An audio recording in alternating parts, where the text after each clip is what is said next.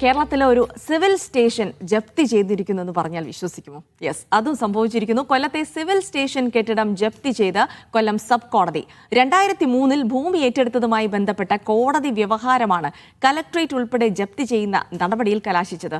എന്താണ് ജില്ലാ ഭരണകൂടത്തിന്റെ അടുത്ത നീക്കം എന്നതാണ് കൗതുകം. ലിജോ റോളൻസിന്റെ റിപ്പോർട്ട്.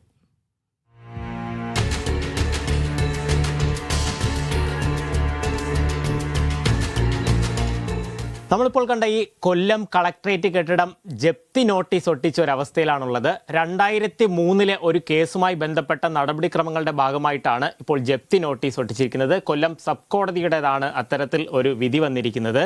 അതായത് 2003 ഈ റെയിൽവേക്ക് ഭൂമി ഏറ്റെടുക്കുന്നതുമായി ബന്ധപ്പെട്ട് കൊല്ലം കോർപ്പറേഷനുമായി ഉണ്ടായിരുന്ന ഒരു വ്യവഹാരം, വിജയലക്ഷ്മി ക്യാഷ്യൂസ് എന്ന് പറയുന്ന സ്ഥാപനത്തിനുണ്ടായിരുന്ന ഒരു കോടതി വ്യവഹാരമാണ് ഇത്തരത്തിൽ ജപ്തി നടപടിയിലേക്ക് കടന്നിരിക്കുന്നത്. അഭിഭാഷകനായിട്ടുള്ള ചിറ്റയം സതീഷ് കുമാറാണ് കേസ് നടപ്പിലാക്കിയത്.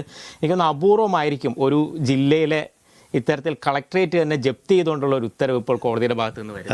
അതെ റെയർ കേസാണ് അത്.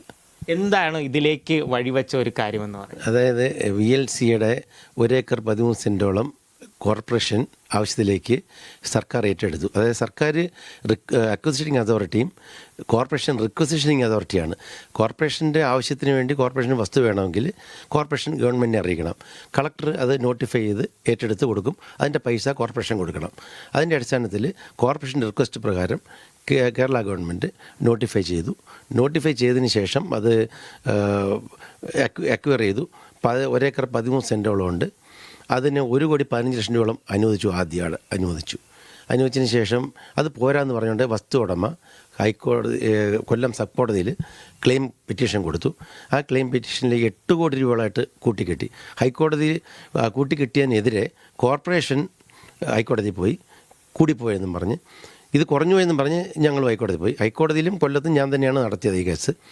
ഹൈക്കോടതി അത് അത് 12.5 കോടിയോളം ഏകദേശം ആക്കി വിധിച്ചു. ആ വിധി നടപ്പാക്കാൻ ഹൈക്കോടതിക്ക് അധികാരമില്ല. നടപ്പാക്കാനായിട്ട് കീഴ്ക്കോടതിയിലേക്ക് വിട്ടു. കീഴ്ക്കോടതി ഞങ്ങൾ വിധി നടത്തി ഹർജി എക്സിക്യൂഷൻ പെറ്റീഷൻ ഫയൽ ചെയ്തു. സർക്കാർ നോട്ടീസ് കൊടുത്തു. സർക്കാരോ കോർപ്പറേഷനോ കെട്ടിവെക്കേണ്ടതാണ്. പക്ഷേ ആരും കെട്ടിവെച്ചില്ല. അത് നമ്മൾ അറ്റാച്ച്മെൻറ്റ് പെറ്റീഷൻ ഇട്ടു. അങ്ങനെ ഈ പ്രോപ്പർട്ടി 2 ഏക്കറോളം കോടതി അറ്റാച്ച് ചെയ്തു. ഇനി എന്താണ് ഇതിൻ്റെ ഒരു നടപടിക്രമം? എനിക്കൊന്ന് ഈ അറ്റാച്ച് ചെയ്ത് കഴിഞ്ഞാൽ കളക്ടറേറ്റിൻ്റെ പ്രവർത്തനം പോലും നിലച്ചുമല്ലോ. സിവിൽ സ്റ്റേഷനിൽ കളക്ടറേറ്റ് സിംബോളിക് പൊസിഷൻ എടുക്കാമല്ലോ. അപ്പം നിങ്ങളെ ഒഴിപ്പിക്കത്തില്ല, പകരം പൊസിഷൻ എടുത്തായിട്ട് നോട്ടീസ് കൊടുക്കും. ബാക്കിയുള്ളതിനെ തുടരാം. ഈ വർഷങ്ങളുടെ 2003 ഇത് തുടങ്ങുന്നത്. അതിനുശേഷം ഏകദേശം എനിക്ക് തോന്നുന്നൊരു 20 വർഷത്തിന് മുകളിലുള്ള ഒരു കോടതി വ്യവഹാരമാണ്. അത്രയും വർഷങ്ങൾ എടുത്തു. അതിനിടയ്ക്ക് ആദ്യം വിധിച്ചു. അപ്പോൾ അത് സർക്കാർ അപ്പീൽ കൊടുത്തു. കോർപ്പറേഷൻ കക്ഷിയില്ല എന്ന് പറഞ്ഞു. അങ്ങനെ ഹൈക്കോടതി റിമാൻഡ് ചെയ്തു. ഹൈക്കോടതി കൊല്ലം കോർപ്പറേഷനെയും കൂടെ കക്ഷിയാക്കി വീണ്ടും കൊടുത്തു. അപ്പോഴും എനിക്ക് അനുകൂലമായിട്ട് വിധി കിട്ടി. അതിനെതിരെ വീണ്ടും കോർപ്പറേഷൻ കൊടുത്തതിനെ തുടർന്നാണ് ഈ വിധി ഇപ്പോൾ വന്നിരിക്കുന്നത്. ഇനി എന്താണ് സാർ ഇതിനകത്തുള്ള ഒരു നടപടി? ഒരുപക്ഷെ അവർ അപ്പീലിനൊക്കെ പോകുക, അങ്ങനെ എന്തെങ്കിലുമൊക്കെ ഒരു സാധ്യത? അപ്പീലിന് പോകുന്നതിന് ഞങ്ങൾക്ക് പരാതിയില്ല. അപ്പീലിന് അവർക്ക് പോകാം. കോർപ്പറേഷൻ സുപ്രീം കോടതിയിൽ പോകാം. പക്ഷേ സുപ്രീം കോടതി പോയാലും പൈസ കെട്ടിവെക്കേണ്ടി വരും. അറ്റ്ലീസ്റ്റ് 50% കെട്ടിവെക്കും. ഞങ്ങൾക്ക് അതുകൊണ്ട് അതിനകത്തുള്ള പേടിയില്ല. സർക്കാരിന് പൈസ കെട്ടിവെച്ച് തീർക്കാവുന്ന കേസേ ഉള്ളൂ. പൈസ കെട്ടിവെച്ച് തീർത്തിരിക്കും.